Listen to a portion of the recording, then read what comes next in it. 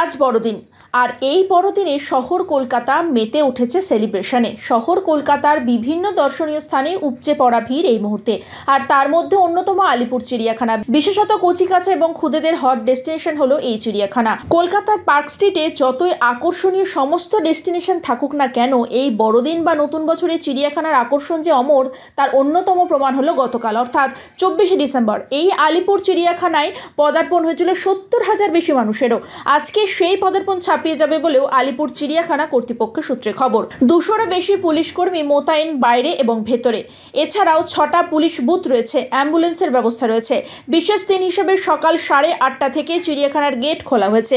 9টা থেকে যেখানে এন্ট্রি সেখানে সকাল 8:30টায় গেট খুলে দেওয়া হয়েছে। 4টে গেটে 30টা টিকিট কাউন্টার আছে, সবকটা গেট ওপেন করা হয়েছে।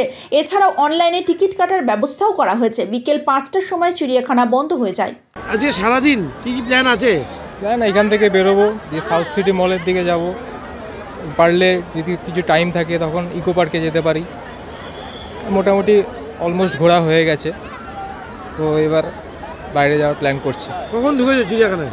ঢুকেছি হয়ে গেল 1 ঘন্টা। আজকে কি কি প্ল্যান, সারাদিন কি কি প্ল্যান আছে?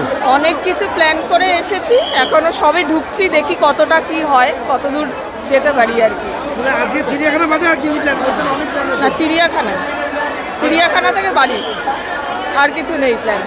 চিড়িয়াখানা ঘুরলে তো কি কি দেখলে আজকে? সিংহ, হাতি, চিতাবাঘ। তুমি কি কি কিরম লাগলো ঘুরে আজকে? খুব ভালো। আজকে 25শে ডিসেম্বর বড়দিন, কি কি প্ল্যান রয়েছে সারাদিন আজকে? এই তো এই চিড়িয়াখানায় এসছে, এখানে ঘুরবো এইটুকুনি। এখান থেকে কোথায় যাওয়ার প্ল্যান আছে? বাড়ি।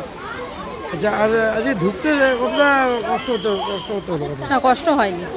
মানে ভিড় কিরম ছিল? ভিড় ছিল, ভিড় একটু ছিল, তেমনভাবে কষ্ট হয়। স্মুথলি ঢুকেছে। আমার না মুনমুন খাওয়া।